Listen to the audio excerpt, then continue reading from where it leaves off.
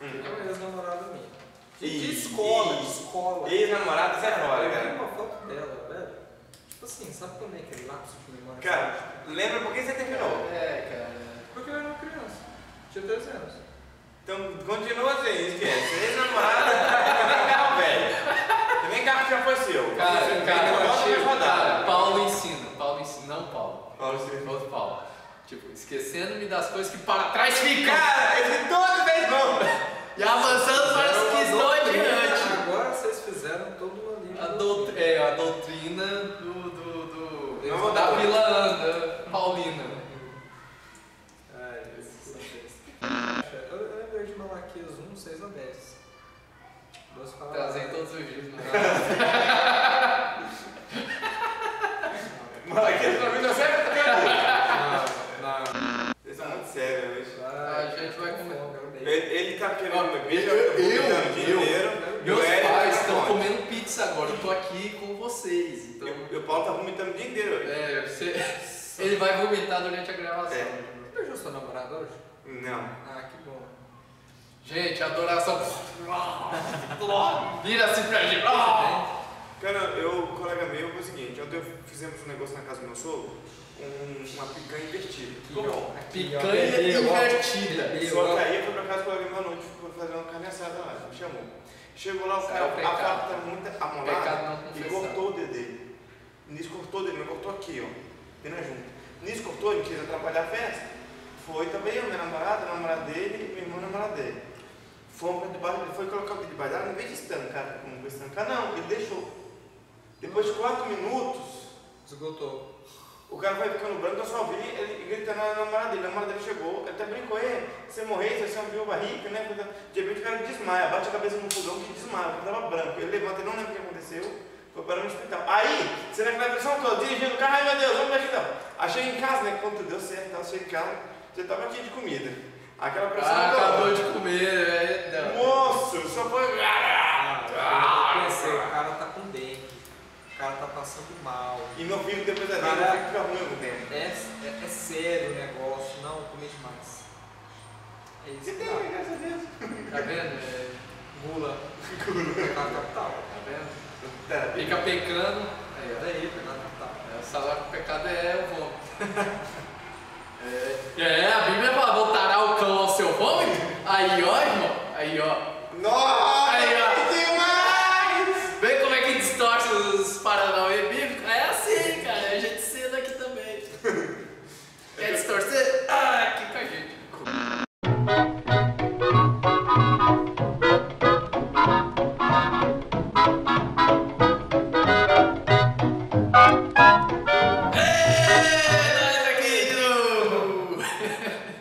Não, aqui é a Atos 17. Nós somos um pequeno canal, subcanal nesse canal maior, é o da Confraria CS News. Eu sou o Matheus, esse é o Hélio, esse é o Paulo. Esse é o Paulo, esse é o Hélio, esse é o Matheus. E nós falamos um pouco sobre tudo que envolve um pouco de teologia, apologética, etc, etc. No programinha de hoje a gente vai estar falando sobre adoração. Vamos estar falando um pouco sobre alguns princípios de adoração pública, como você deve estar buscando orar e adorar a Deus, expressando adoração no culto, como isso é importante para a caminhada cristã, como isso é importante e como não depende de como a gente quer, depende, mas sim de como Deus estabelece na sua palavra, que é a maneira certa de se adorar a Ele. Tá bem, igual eu comentei com os meninos, acho interessante com relação à adoração, ler Malaquias, não é 3:10, é 1:6.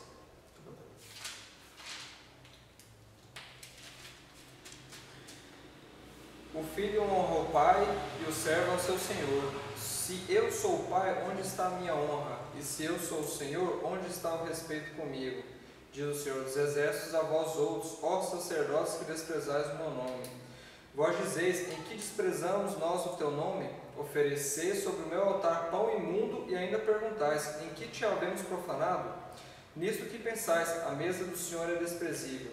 Quando trazeis animal cego para o sacrificardes, não é isso mal?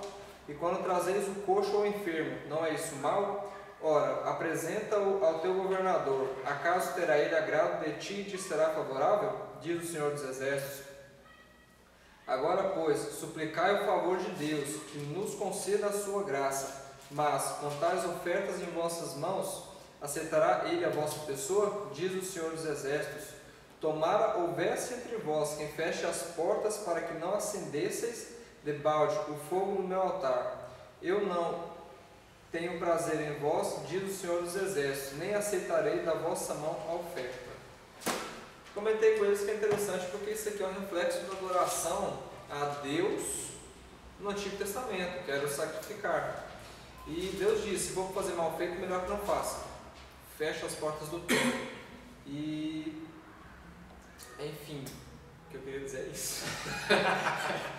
Não, é interessante, Coelho, tá trazendo aqui, porque a gente tem a impressão de que a adoração ela está muito envolvida em pular, no que eu faço com o meu corpo. Então você tem gente que valoriza demais ministério de dança, ou você tem pessoas que valorizam demais, sei lá, pular, saltar, correr, e achar que isso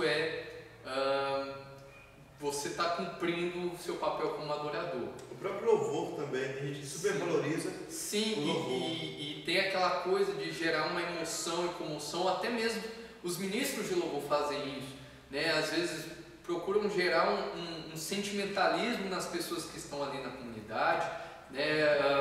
Começam a chorar ou fazer uma entonação de voz diferente para levar as pessoas a produzir sentimento.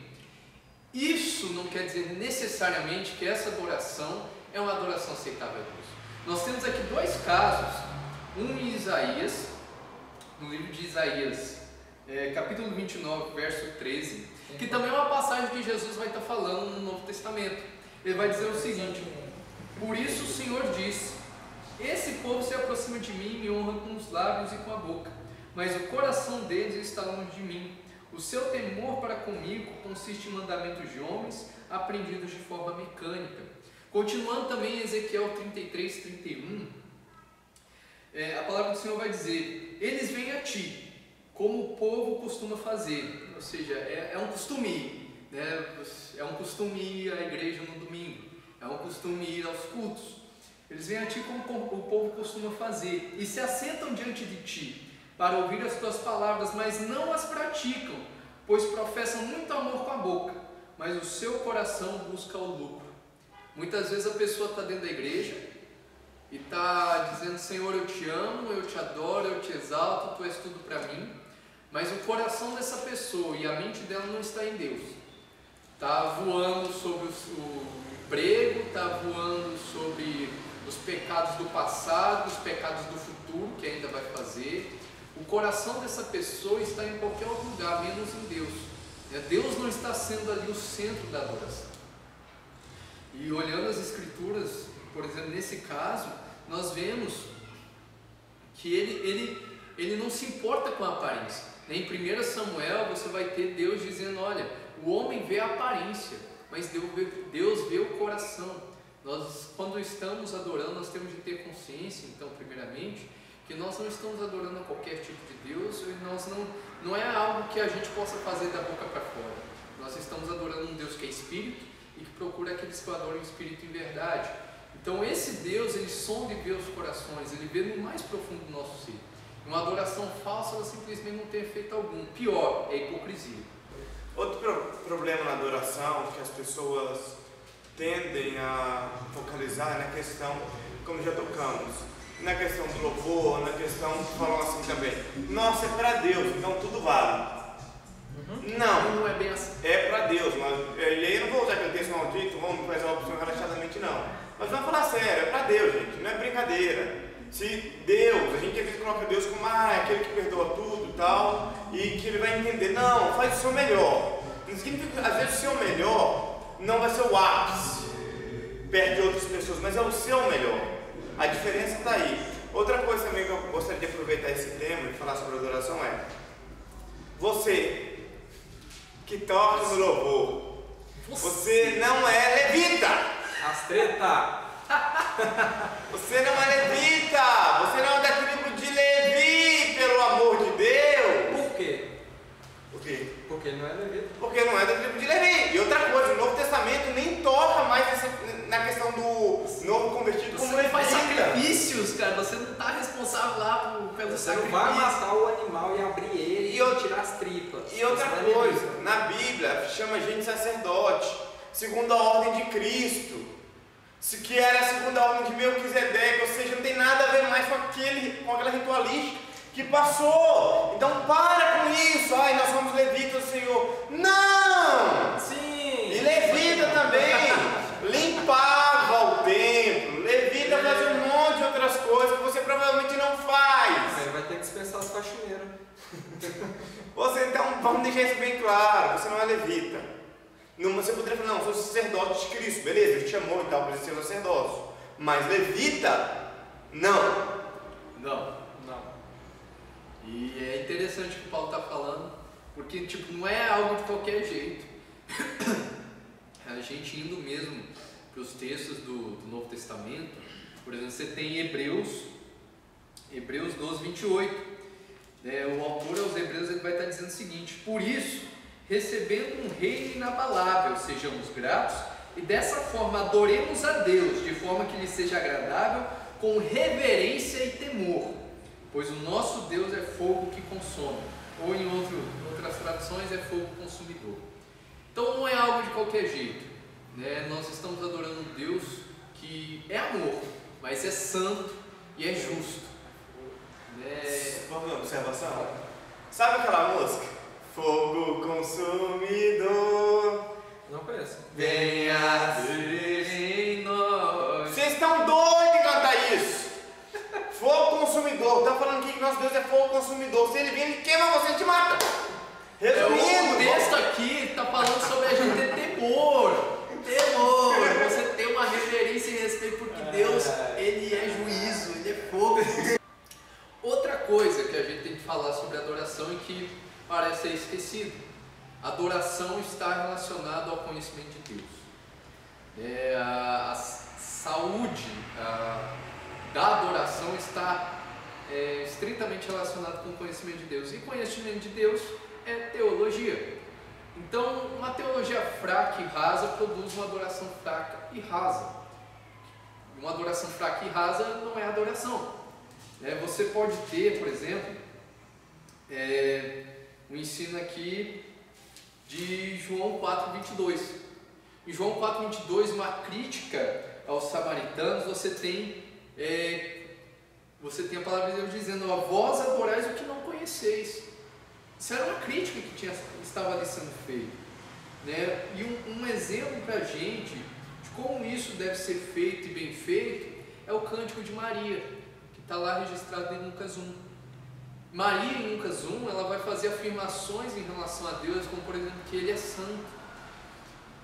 Muitas afirmações que Maria realiza ali, chamando de Salvador, de Santo, estão relacionadas a um conhecimento teológico desse Deus. Então ali ela só podia adorar esse Deus tendo esse conhecimento. Então muitas vezes hoje a gente vê um desprezo pelo estudo, alegando que a letra mata, ou que o sentimento tomou vez. E aí a gente coloca de lado o nosso intelecto e diz: não, o que importa é o que a gente esteja sentindo no momento da adoração. Mas a gente se esquece justamente que a adoração não diz respeito a nós e nem a como nós nos sentimos, mas sim em relação a Deus, porque nós estamos prestando adoração e o culto é a Deus, não a nós.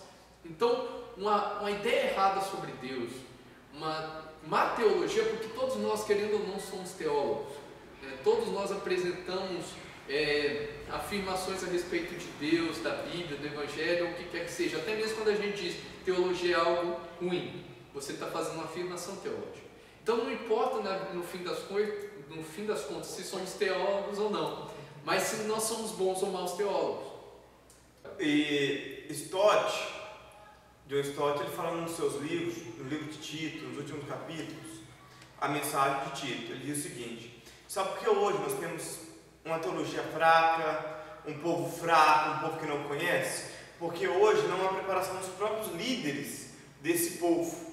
Antigamente, você tinha que estudar muito, entrar em uma instituição ou órgão sério, ser indicado por uma instituição séria, no caso uma igreja, com uma passagem pela igreja séria também. E aí depois de você estudar uns 4 a 5 anos, você voltava e, vamos dizer assim, você começaria a sua jornada ali. Então haveria um certo estudo. Eu não estou dizendo aqui que há pastores que, mesmo que não tenham passado por isso, não têm uma base teológica forte. Pelo contrário, tem pastores que a própria experiência, o próprio estudos, foram atrás de livros, se prepararam, porque em sua época não existiam esses centros, ou era de muito difícil acesso, e eles conseguiram realmente demonstrar uma grande capacidade de ministrar palavras sem cometer gafes ou erros crassos teológicos. A questão é, se você tem a oportunidade, estude. Eu tenho muito receio com pessoas que brigam, racham, saem de várias denominações. A pessoa entrou hoje, acha que a pessoa está convertida há 1 mês, 2 meses, está batendo boca com um pastor ou com o seu líder, está discordando de tudo e discordando de tudo. Vou falar um pouco. Quer falar um pouco? Não é, tipo, como se ele fosse tipo assim, eu tenho mais experiência que você, milhões de vezes Deus fala comigo e tal. Gente, aquela pessoa que está ali, ela se preparou, está há muito tempo, Deus está usando aquela pessoa há muito tempo. Agora você entra hoje, quer começar a bater boca, mãe querer com todo mundo? Não. Vamos crescer primeiro, né? Não é assim, né? A gente nós não somos donos da verdade, somos servos dela. Da mesma maneira que o pastor está aprendendo, é algo da vida inteira, né? Você não tem toda a verdade, o pastor também não tem. Vocês estão ali procurando crescer no conhecimento de Cristo, que é a verdade.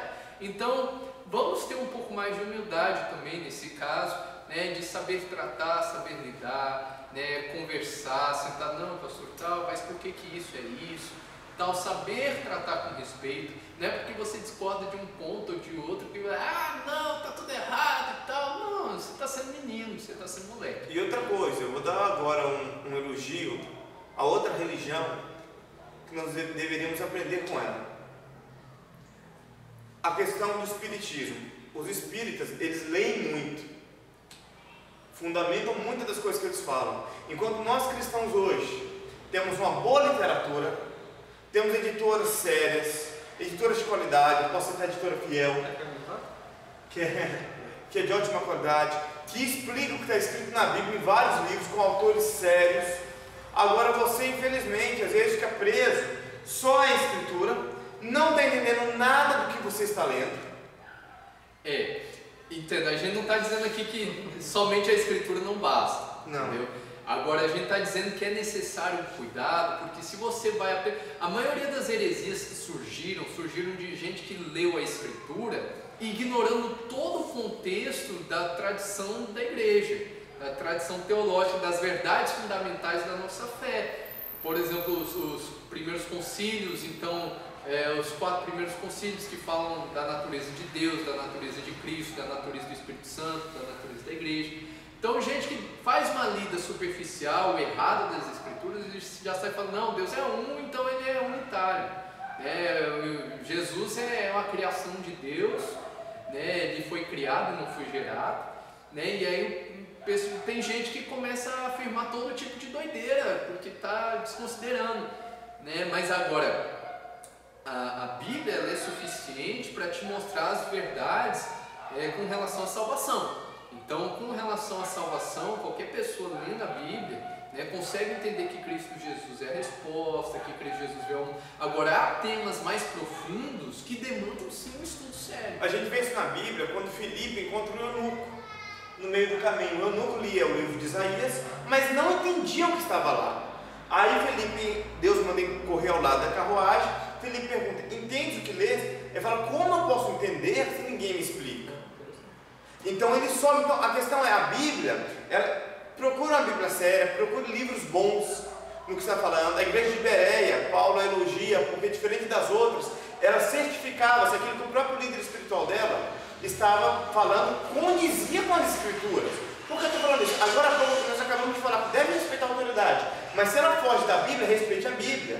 É isso que nós estamos falando. E o Espiritismo, só uma observação, ele está errado. Só para ficar bem claro, está errado. O cara viajou, pegou as partes da Bíblia que convinham a ele. Questão moral, enfim. Então, assim, só para deixar isso bem claro, o elogio que eu faço é que eles procuram ler. Então, você, como cristão, deve ler a Bíblia, não só ler, como se aprofundar em algumas coisas. Spurgeon dizia que a gente deve procurar passear por bons livros e morar na Bíblia. É algo nesse sentido. Nós devemos estar lendo bons livros e sempre voltando para a Bíblia. No final das contas, analisando todas as coisas e retendo o que é bom. E pedindo sabedoria a Deus, porque, salvo engano, o livro de Tiago fala: pede a Deus sabedoria que Ele vai dar. Então, pede, Deus, me dê sabedoria para entender isso aqui que está complicado para mim. Peça ajuda para quem você sabe que tem um bom conhecimento também. Porque às vezes o texto é complicado, sim. E um ponto que comentei com o Mateus um tempo atrás as pessoas muitas vezes focam a adoração ali apenas na igreja. A sua vida diária também é adoração, porque ela serve como testemunho para outros. Então, no seu portar, no seu agir, no seu proceder com outras pessoas, com a sua família, com aqueles da sua família que não são crentes, que ainda não conheceram a verdade e a palavra de Deus. O seu testemunho é uma forma de adoração, porque você de algum modo está ali reverenciando a Deus e logo mostrando para as outras pessoas como é o proceder de um cristão. Então, a sua vida diária faz parte sim de uma adoração, não uma adoração exclusiva a Deus, mas é um tipo de adoração de modo que mostra a sua fé, de modo que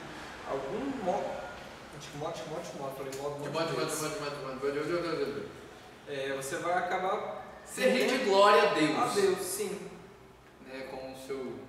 Com as coisas que você faz, com o modo como você se comporta em relação aos outros. Enfim. Caraca, pega de volta! Fugiu! Ah tá, como o Iago, depois eu peguei de volta. Como o Iago Martins, citando o Iago Martins, né? Um blogueiro por aí, também está no Facebook, dois de teologia. Ele fala algo interessante. Quando ele se converteu, ele procurou estudar as heresias, as seitas heresias e confrontá-las. Com o passar do tempo e com o seu amadurecimento, ele passou a estudar a Bíblia. Fundamentando-se na verdade, ele conseguia confrontar as mentiras muito mais facilmente.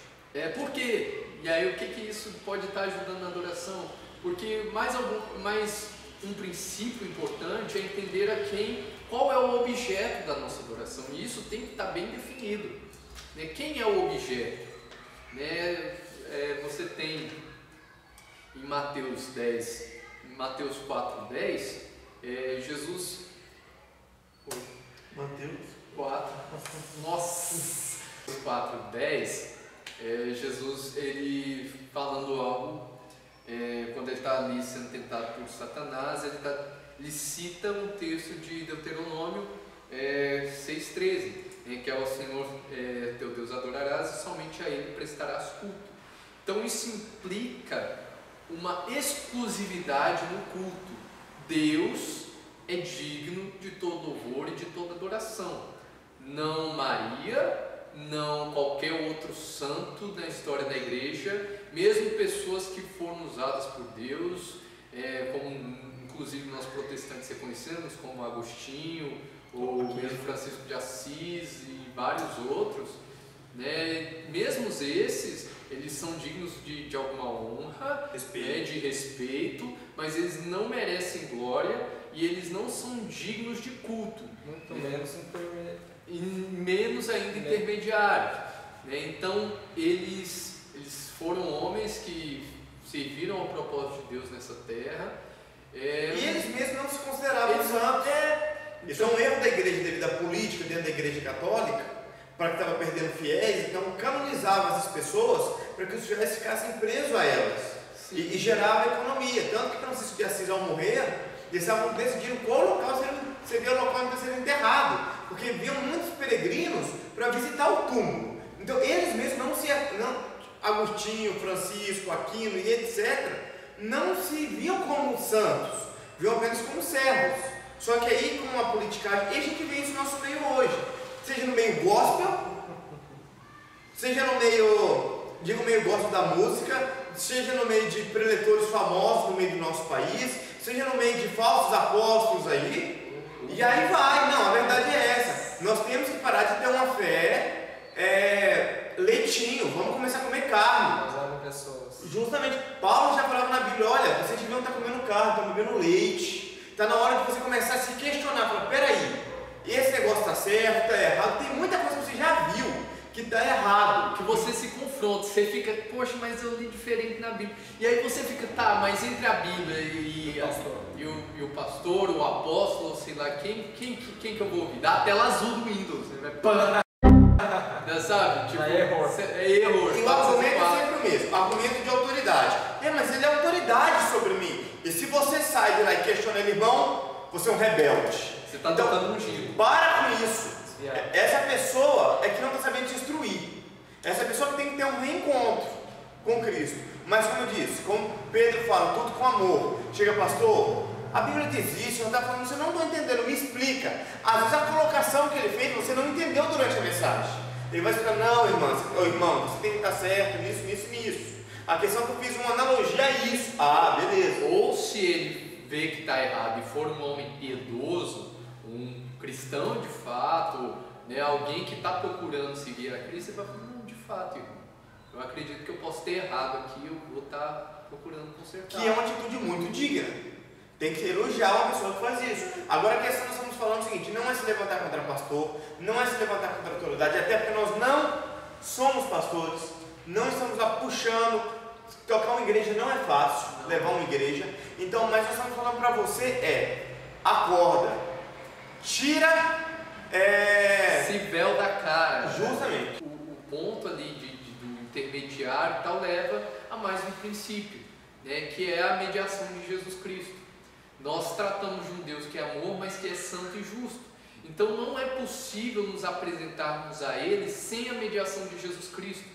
Porque sem a mediação de Jesus Cristo nós somos pecadores e estamos debaixo da ira de Deus, conforme Paulo vai dizer na carta aos Romanos.